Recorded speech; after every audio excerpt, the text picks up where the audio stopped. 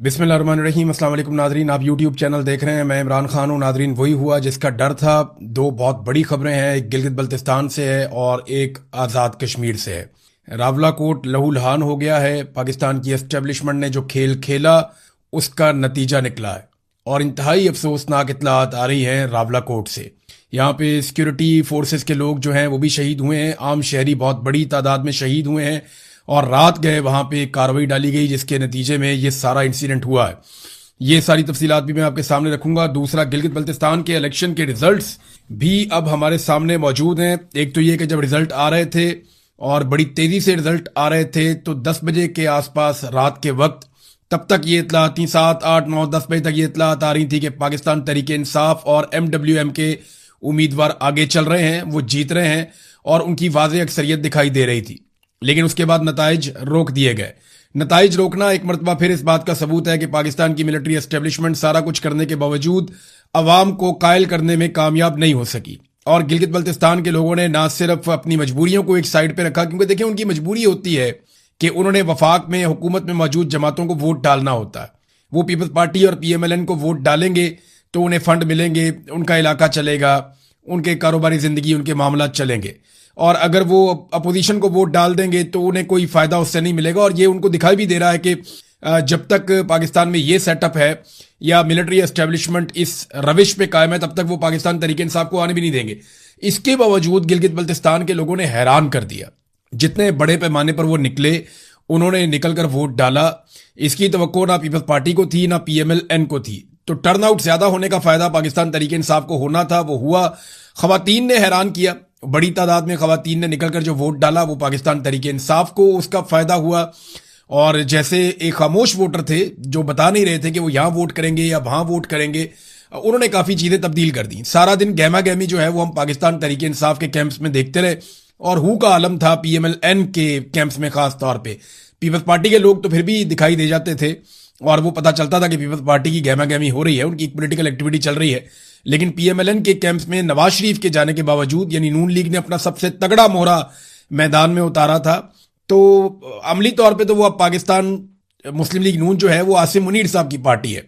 नवाज शरीफ साहब तो बराए नाम ही अब उसके सरबराह रह गए हैं, अब उनकी तो हैसियत कोई नहीं है। लेकिन नवाज शरीफ को मैदान में उतारने के बावजूद कोई कामयाबी नहीं हुई और नवाज शरीफ साहब ने जो कुछ किया उसके बाद एस्टेब्लिशमेंट की जानिब से जो सख्त पैगाम आया मियां नवाज शरीफ साहब के लिए, और वो सख्त पैगाम मौसूल करने के बाद मियां साहब को वहां से निकाला गया और उनके प्रोग्राम कैंसिल किए गए। फिर मियां साहब को पाकिस्तान से बाहर भिजवा दिया गया और मियां साहब के प्रोग्राम कैंसिल होने के बावजूद और मियां साहब के वहां जाने के बावजूद, बहुत सारे वादे और दावे करने के बावजूद, गिले शिकवे करने के बावजूद, रोना धोना करने के बावजूद गिलगित बल्तिस्तान के लोगों ने मुस्लिम लीग नून को रिजेक्ट किया है। और मुस्लिम लीग नून तो दूसरे नंबर पर भी नहीं आई, जबकि पाकिस्तान पीपल्स पार्टी को कुछ ना कुछ करके जितवाने की कोशिश की जा रही है। पीपल्स पार्टी ने इस मरतबा एक नया काम किया, वो ये कि रोला भी डालो और इलेक्शन में सीटें भी लो। यानी वो रोला भी डालते थे कि ये गलत हो रहा है, वो गलत हो रहा है, यहां धांधली हो रही है, वहां धांधली हो रही है, ये ज्यादती हो रही है, वो ज्यादती हो रही है। रोला भी डालते थे ताकि वो विक्टिम अपने आप को साबित करे। पुराना तरीका वारदात है इनका। इसी तरह ये भुट्टो के नाम के ऊपर वोट लेते हैं जरदारी सारे मिलके। तो पीपल्स पार्टी जो है वो रोना धोना भी करती रही और साथ में उन्होंने फॉर्म 47 वाली कार्रवाई भी डाली। जबकि PTI के जो उम्मीदवार जीत रहे थे, खासतौर पर जो खालिद खुर्शीद की वालिदा है, वो बड़ी वाज़ेह अक्सरियत से वो आगे चल रही थी और वो इलेक्शन जीत रही थी, लेकिन फिर उनको हरवा दिया गया इलेक्शन। और खालिद खुर्शीद की वालिदा को हराना बहुत जरूरी था एस्टेब्लिशमेंट के लिए, क्योंकि इसमें एक पैगाम था। जैसे उस्मान डार की वालिदा को हराया गया, जैसे यास्मीन राशिद साहिबा को हराया गया, जैसे परवेज लाई की अहलिया को इलेक्शन हरवाया गया, ईमान ताहिर सादिक जो हैं उनको भी ऐसे ही इलेक्शन हराया गया। और बहुत सारी खवातीन हैं जिनके साथ इलेक्शन में बड़ी ज्यादती की गई है। रावलपिंडी से कुछ खवातीन खड़ी हुई, कुछ पंजाब से खड़ी हुई, तो इनको जबरदस्ती इलेक्शन हरवाया गया था। ऐसे ही खालिद खुर्शीद की वालिदा को भी इलेक्शन हरवाया गया। पाकिस्तान तहरीक इंसाफ ने, इमरान खान साहब ने जेल में रहते हुए भी वो कामयाबी हासिल की है कि एस्टेब्लिशमेंट के पसीने छुड़वा दिए।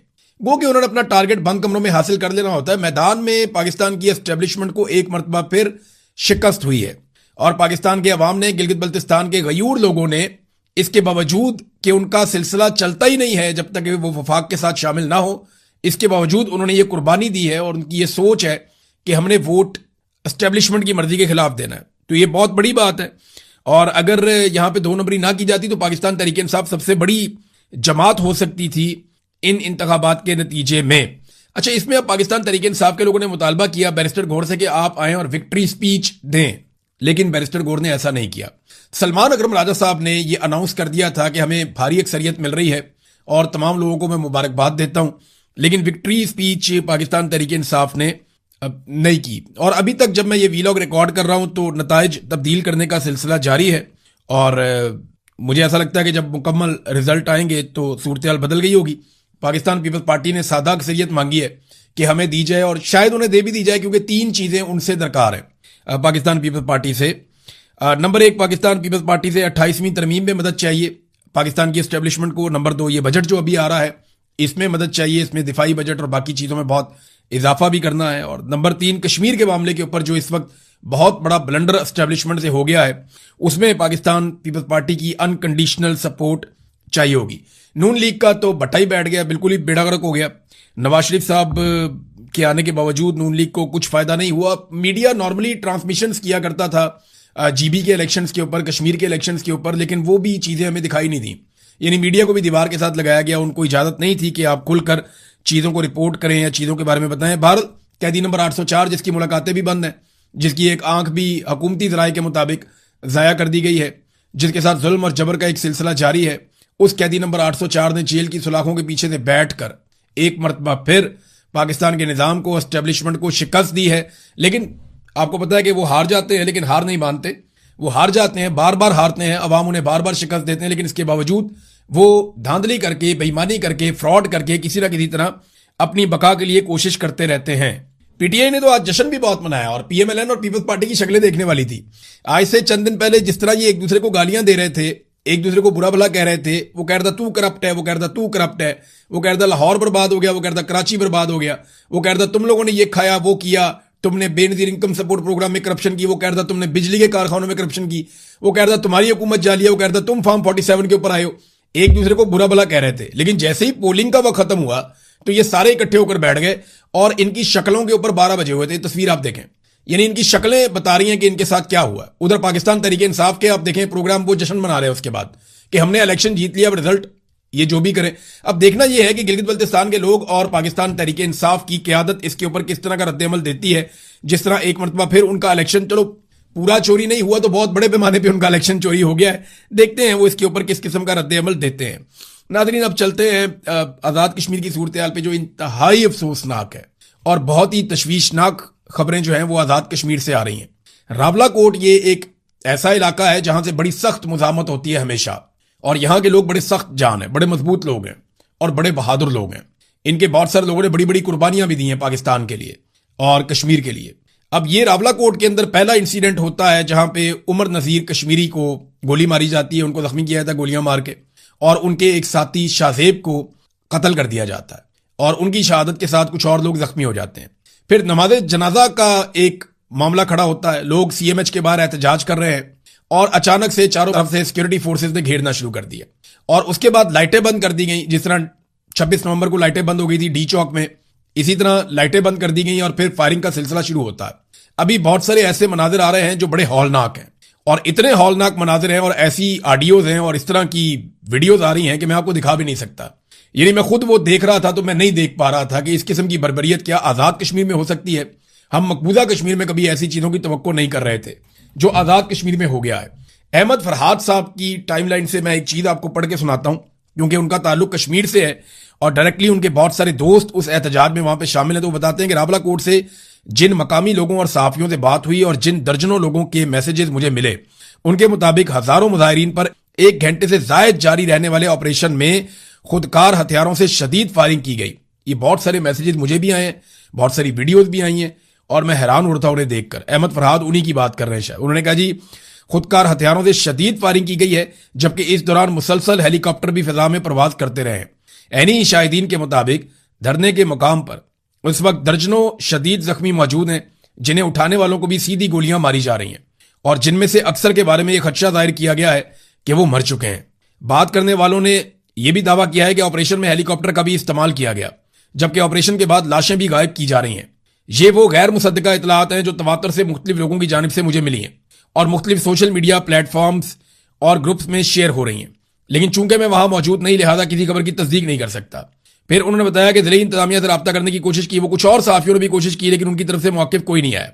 और ये इतलात इतनी बड़ी तादाद में और शिद्दत से मुझ तक पहुंची है कि अगर इनकी तस्दीक नहीं की जा सकती तो इनसे मुकम्मल तौर पर इनको नजरअंदाज भी नहीं किया जा सकता। ये ऐसे ही हो रहा है, वीडियोज आ रही है, इंफॉर्मेशन आ रही है, जो लोग वहां मौजूद हैं वो क्लेम कर रहे हैं कि दर्जनों लोगों को गोलियां लग गई हैं और वो 20 से ज्यादा शहादतों का क्लेम कर रहे हैं। उनका दावा है कि इससे ज्यादा लोग शहीद हो गए। मैं बड़ा मोहतात होकर आपको ये नंबर बता रहा हूं।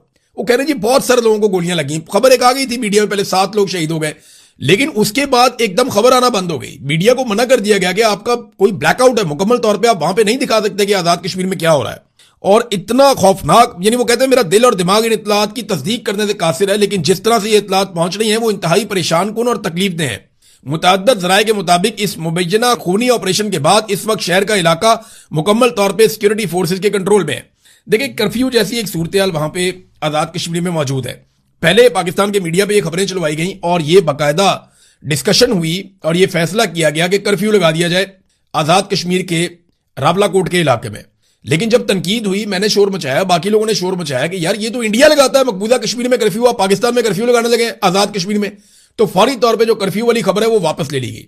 लेकिन अमली तौर पे वहां पे एक तरह से कर्फ्यू है, हर तरफ सिक्योरिटी फोर्सेज मौजूद है, बड़ी खौफनाक फायरिंग हुई है, लोगों को मुंतशिर किया गया है, बड़ी जबरदस्त शेलिंग हुई है और ये सारे मनाजिर रिपोर्ट हुए हैं। कश्मीरी सहाफी हैं काशिफ मीर साहब, वो जो है उन्होंने रिपोर्ट किया कि रावलाकोट शहर पर सिक्योरिटी फोर्सेज का मुकम्मल कंट्रोल। रात के वक्त ग्रैंड ऑपरेशन में 20 से जायद नई अमवात की गैर मुसद्दका इतलात उनके पास भी हैं और वो ये कहते हैं कि सीएमएच के सामने जारी अवामी धरने के मुकाम पर रात गए सिक्योरिटी फोर्सेज की जानिब से बड़े पैमाने पर ऑपरेशन किया गया। और ख्वाजा काशिफ मीर से कुछ ऐनी शाहिदीन ने गुफ्तगू की और उन्होंने बताया सिक्योरिटी फोर्सेज के ऑपरेशन के बाद शहर के तमाम अहम मकामात पर सिक्योरिटी फोर्सेज ने कंट्रोल हासिल कर दिया है। बहुत सारी नई अमवात हुई हैं और दर्जनों जख्मियों की इतलात सामने आ रही हैं। ताहम सरकारी सतह पर इन दावों की तस्दीक अभी तक नहीं हो सकी है, यानी सरकार उसकी तस्दीक नहीं कर रही, जबकि सरकार यह कह रही है कि 4 सिक्योरिटी एहलकार जो है वो जाँ बहक हुए हैं। अच्छा, इन 4 सिक्योरिटी एहलकारों में से एक जो सिक्योरिटी एहलकार हैं वो एक सब इंस्पेक्टर हैं जिनका ताल्लुक आजाद कश्मीर के तत्ता पानी के इलाके से है और इनका नाम है सरदार अनायत। ये इनके कुछ रिश्तेदार जो हैं या बरतानिया में भी रहते हैं और ये बड़े जबरदस्त आदमी हैं, बड़े बाउसूल आदमी थे। इनके बारे में इनकी फैमिली के लोग ये बता रहे हैं, इनके दोस्त ये बता रहे हैं। उनका ये क्लेम है कि इंस्पेक्टर साहब ने, सब इंस्पेक्टर साहब ने अपने दोस्तों से और बाकी लोगों को, आसपास पुलिस वालों को, सबको पता था कि इन्होंने मुजाहिरीन पर गोली चलाने से इनकार किया था और उसके बाद ये शहीद हो गए। अब क्लेम इनके जो साथी हैं या करीबी लोग हैं उनकी जानिब से यह किया गया कि इनको मुजाहिरीन की जानिब से गोली नहीं मारी गई। तो क्या इनको सिक्योरिटी फोर्सेज की जानिब से गोली मारी गई है? यहां बरतानिया में एक जर्नलिस्ट हैं, कश्मीर से उनका ताल्लुक है, उन्होंने ये खबर भी दी है और उनका ये दावा है कि ये गोली जो है वो चलाई गई है सिक्योरिटी फोर्सेज की जानिब से और उनकी गोली से ये सब इंस्पेक्टर शहीद हुए हैं। अब ये मामला अजीबोगरीब किस्म का बन गया। हम तो कश्मीर पाकिस्तान की शारग है ये नारा लगाते थे, लेकिन शारग वाले नारे से हम दहशतगर्द तक कैसे पहुंच गए? ये बयानिया इंतहाई खतरनाक है। हम भारत में जिस तरह की खबरें हम पढ़ा करते थे मकबूजा कश्मीर को लेकर, उसी तरह की खबरें अगर हमें आजाद कश्मीर से मिलेंगी तो ये इंतहाई अफसोसनाक होगा। शौकत नवाज मीर साहब के घर पे छापा मारा गया और इंतहाई ज्यादती की गई, उनकी बहन को पकड़ के घसीटा गया, उनके बहनोई को गायब कर दिया गया, उनके कुछ और मुलाजमीन है घर के, कुछ रिश्तेदार हैं नवीद मीर, उनको भी अगवा कर दिया गया। प्रोफेसर वाजिद अजीज, ये इनको भी वहां से अगवा कर लिया गया और शौकत नवाज मीर जो है वो नहीं मिले। उनकी बहन प्रोफेसर नाजमीन हबीब मीर जो है उनकी बहन है, उनके साथ बदतमीजी की गई, उन्हें फर्श के ऊपर घसीटा गया। ये वाकयात बहुत अफसोसनाक है। शौकत नवाज मीर साहब का एक नामालूम मकाम से पैगाम भी आया है, वो पैगाम मैं आपके सामने रखता हूं कि वो क्या कह रहे हैं। बिस्मिल्लाहिर्रहमानिर्रहीम। मैं शौकत नवाज मीर, मेंबर जम्मू कश्मीर ज्वाइंट अवामी एक्शन कमेटी, इस वक्त अपने तमाम ओवरसीज भाइयों से मुखातिब हूँ और स्पेशली मेरी आज उनसे ये रिक्वेस्ट होगी, बल्कि मैं ये कहूंगा कि मेरी इसको आखिरी रिक्वेस्ट समझें, क्योंकि आपने पहले दिन से जम्मू कश्मीर ज्वाइंट अवामी एक्शन कमेटी में जिस तरीके से रियासत के लोगों को सपोर्ट किया, चाहे वो जानी था, माली था या सोशल मीडिया के ऊपर एक महाज था, हम आपका जितना शुक्रिया अदा करें कम है। लेकिन आज का मेरा ये वीडियो बयान, वीडियो क्लिप आपसे स्पेशली ये इस्तदा करता है कि क्योंकि यहाँ पे रियासत जबर पे आ चुकी है, रियासत ने हमसे तमाम वसाइल हमसे छीन लिए हैं, रियासत के अंदर कत्ले आम जो है वो शुरू कर दिया, रावला कोर्ट के अंदर हमारी कीमती जानें जो है जाया हो गई हैं। इसी तरीके से पूरी रियासत के अंदर से लोगों को घरों से, दुकानों से राह चलते उठाया जा रहा है कि ये वो एक माहौल पैदा कर दिया गया कि आपको दुश्मन और अपने के अंदर आप फर्क करना बड़ा मुश्किल हो गया। लिहाजा मेरी तमाम ओवरसीज भाइयों से अपील है कि रियासत के जिस जगह से आपका तल्लक है, आप लोगों की जिम्मेदारी बनती है, ये कौमी फरीजा आप पे बन चुका है कि रियासत के लोग इस वक्त मजबूरी में है, परेशानी में है और वो बेबस हो चुके हैं। आप लोगों की जिम्मेदारी बनती है कि अपने मेरे इस मैसेज को सुनते हुए अपने अपने घरों के अंदर कॉल्स के जरिए उनसे राब्ता करें और उनको ये कहें कि 9 जून को मुकम्मल रियासत को लॉकडाउन करते हुए बाहर निकलें। और खास तौर पे अगर किसी इलाके के अंदर एडवांस वर्किंग स्टार्ट होगी, एडवांस लॉन्ग मार्च स्टार्ट हो गया, तो आप लोगों की जिम्मेदारी बनती है कि उन लोगों को ये कहें कि वो अपने कोर मेंबरान, अपने जिम्मेदारान से राब्ता करते हुए जो डेट उन्होंने फाइनल किया, अगर वो 9 जून से पहले की उन्होंने फाइनल किया तो वो उनको फॉलो करते हुए बाहर निकलें। क्योंकि अगर आज हम बाहर ना निकले तो हमें मार दिया जाएगा, खत्म कर दिया जाएगा, इस रियासत को खत्म कर दिया जाएगा, इस रियासत की शनाख्त को खत्म कर दिया जाएगा। बहसीत कश्मीरी मेरी और आपकी जिम्मेदारी बनती है कि अपनी रियासत की खुशहाली को बहाल रखते हुए, रियासत की सालमियत को बहाल रखने के लिए हमें जुड़े रहना पड़ेगा। और मेरे इस मैसेज को आपकी जिम्मेदारी बनती है कि पूरी रियासत के अंदर बाहर से बैठ के आप लोग अपने घरों में कॉल्स करके तमाम लोगों की बात बताएं, नौजवानों को, बुजुर्गों को, कि जम्मू कश्मीर ज्वाइंट अवामी एक्शन कमेटी के हर मैसेज को फॉलो किया जाए। ये शौकत नवाज मीर साहब की आपने बात की, उन्होंने एक जुमला बोला कि रियासत की शनाख्त। अब देखें, पाकिस्तान में एक नया मुतालबा शुरू हो गया है और ये मुतालबा वो लोग कर रहे हैं जो PMLN या मिलिट्री एस्टेब्लिशमेंट के करीब है। तो इसका मतलब ये है कि इसके ऊपर भी डिस्कशन हो रही है। कहीं पे मुतालबा ये किया जा रहा है कि आज़ाद कश्मीर को पाकिस्तान का हिस्सा करार दे दिया जाए। देखें, मेरे ख्याल में ये अक़वाम मुत्तहिदा में और आलमी सतह पे अपने केस को तबाह करने की एक साजिश हो सकता है। आप ये कैसे कर सकते हैं? मकबूजा कश्मीर वाला आपका मुकदमा ही खत्म हो जाएगा अगर आपने आज़ाद कश्मीर को पाकिस्तान का हिस्सा डिक्लेयर कर दिया। आप तो ये कहते हैं कि कश्मीर का फैसला कश्मीरी करेंगे और इस्तिस्वाब राय के जरिए होगा, अक़वाम मुत्तहिदा की करारदाद के मुताबिक होगा। अगर आप ये कर देते हैं तो नरेंद्र मोदी की तो जीत हो जाएगी, भारत तो जीत जाएगा अपने मौक़िफ़ में कि जनाब हमारे पास जो कश्मीर है वो हमारे पास है, जो आपके पास है वो आपके पास है। और जनरल बाजवा दर्जनों सहाफ़ियों को ये ख्वाहिश का इजहार कर चुके हैं कि भूल जाओ कश्मीर को, अब जो हमारे पास है वो हमारे पास है, जो उनके पास है वो उनके पास है। जनरल बाजवा गोलमोल करके ये बात कई मरतबा कह चुके हैं और उसके बाद से अब तक हम देख रहे हैं कि वही पॉलिसी चल रही है। तो ये जो ख्वाहिश का इजहार किया जा रहा है, मेरे ख्याल में ये पागलपन है। ये कश्मीरियों की जो 70-80 साल की जिद्दोजहद है उसको तबाह करने की कोशिश है। ये कश्मीरियों का एक प्रॉब्लम आपको समझ नहीं आ रहा, वो हार नहीं मानते, वो लड़ते रहते हैं। इंडिया ने 10 लाख फौज दाखिल की हुई है मकबूजा कश्मीर में, वहां पे वो आज तक हार नहीं माने, आज भी वो लड़ते रहते हैं, टक्कर मारते रहते हैं, लड़ाई करते रहते हैं। तो यहां पे आपने एक नया महाज खोल लिया है।